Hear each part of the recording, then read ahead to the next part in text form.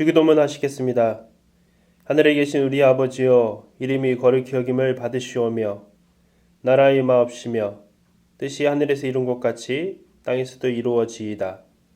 오늘날 우리에게 일용할 양식을 주옵시고 우리가 우리에게 죄 지은 자를 사하여 준 것 같이 우리 죄를 사하여 주옵시고 우리를 시험에 들게 하지 마옵시고 다만 악에서 구하옵소서.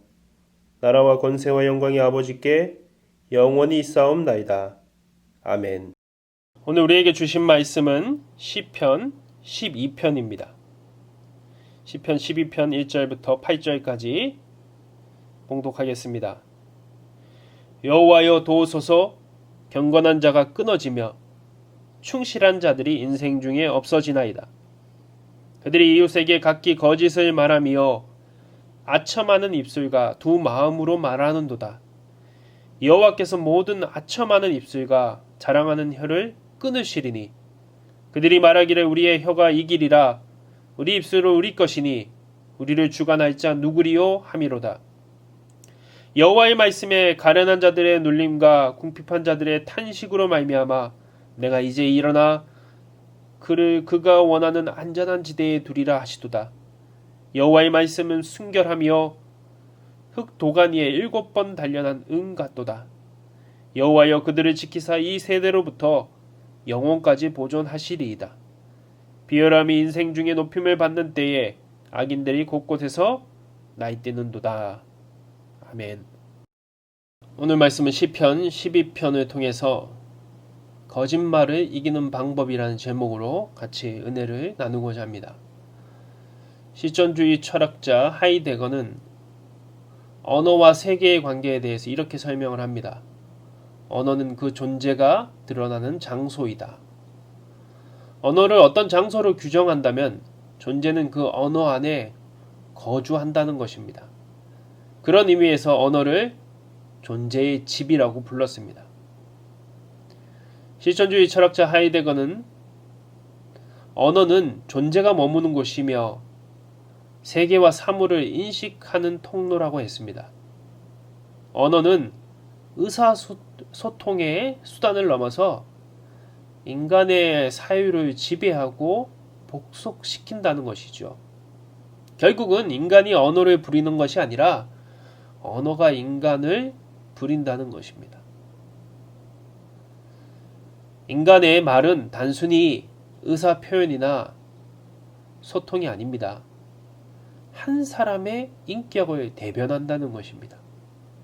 그 사람이 하는 말이 그 사람이 어떤 존재인지를 드러내는 것입니다.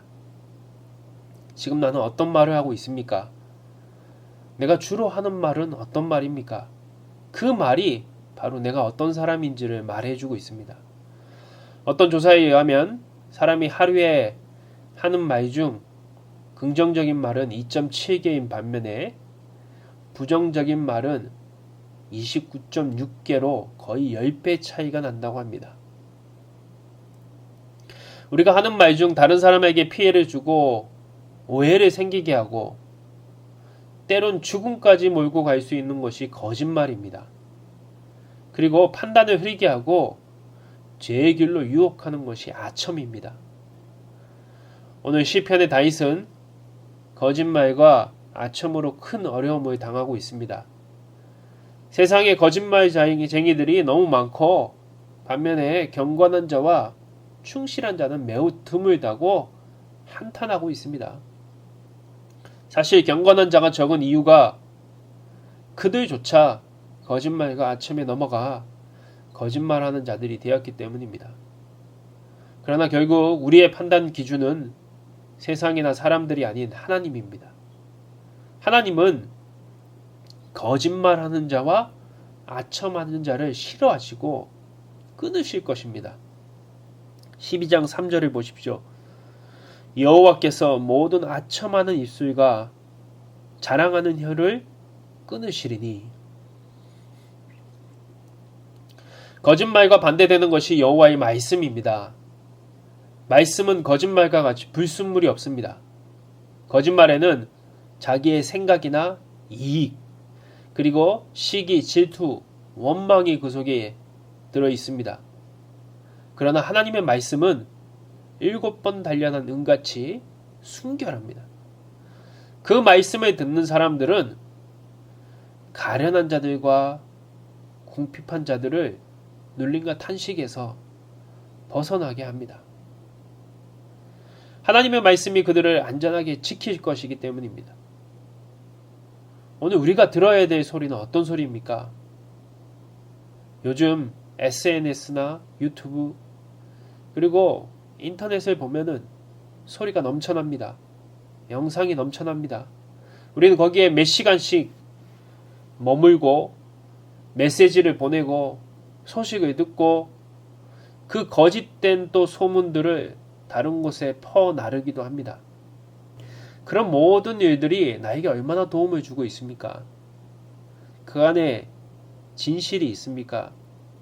나를 힘내게 하고 소망을 가지게 하는 소리가 있습니까? 아니면 거짓이 넘치고 아첨하며 서로 비교하게 하고 우울하게 만듭니까? 이에 비해서 우리는 하루에 얼마나 하나님의 말씀을 읽고 듣고 묵상하고 있습니까? 은혜와 진리가 되시며 듣는 자에게 소망을 주는 하나님의 말씀을 듣기 위해서 얼마나 노력하고 있습니까? 세상의 거짓말과 아첨에 현혹되지 않으려면 분별력이 있어야 됩니다. 무엇보다 영적 분별력이 있어야 되죠. 근데 이 영적 분별력은 아무리 우리가 SNS를 하고 유튜브를 보고 인터넷을 하더라도 생기는 것이 아닙니다. 영적 분별력은 오직 하나님의 말씀 가운데 생기는 것입니다. 여전히 현실은 저 8절처럼 비열한 사람들이 인생 중에 높임을 받고 거짓말 하는 자들이 환영을 받고 그런 사람들이 따르고 아첨하는 자가 높아지고 세상을 이끌어가는 것처럼 보일지도 모릅니다. 여기저기 그런 사람들이 날뛰고 있으니 정직한 자가 바보스럽게 보일지도 모릅니다. 그러나 하나님의 말씀을 가까이 하는 자는 7절을 보십시오. 뭐라고 말씀하십니까? 여호와여 그들을 지키사 이 세대로부터 영혼까지 보존하시리이다. 이것을 믿는 것이 믿음입니다. 오늘 말씀 가운데 거짓의 유혹을 이기는 삶이 되시길 주님의 이름으로 축원합니다. 잠깐 기도하겠습니다. 하나님, 세상은 온통 거짓과 아첨하는 소리로 가득합니다. 그런 사람들이 잘되고 높아지고 세상을 이끌어가는 것처럼 보입니다. 우리도 그런 소리에 현혹되고 거기에 머물러 있고 또 때로는 우리가 그런 거짓을 만들어내고 있고 그것으로 인해서 서로 기뻐하고 재밌어합니다.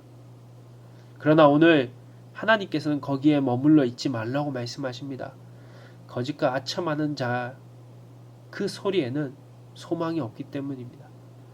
하나님이 그곳을 함께하지 않으시고 기뻐하지 않으시기 때문입니다. 오직 우리가 믿고 따라야 될 것은 무엇입니까? 오늘 우리에게 영적인 분별력을 주는 하나님의 말씀입니다. 하나님의 말씀은 7번 단련한 은같이 그 말씀을 가까이 할수록 우리를 세워주시고 소망을 가지게 하시고 결국은 하나님에게 가까이 가게 하는, 그래서 이 세상의 소리가 아닌 하나님에게 이끌림 받는 인생으로 우리를 만들어 갈 것입니다. 거짓을 이기는 방법이 무엇입니까? 하나님의 말씀에 집중하는 것입니다. 하나님의 말씀을 가까이 하는 것입니다. 오늘 이 새벽처럼 더욱더 우리의 삶 가운데 하나님의 말씀을 읽고 듣고 묵상하며 하나님이 우리에게 주시는 놀라운 은혜들을 누리는 삶이 될 수 있도록 인도하여 주시옵소서. 모든 우리 주님 예수님의 이름으로 기도드립니다. 아멘.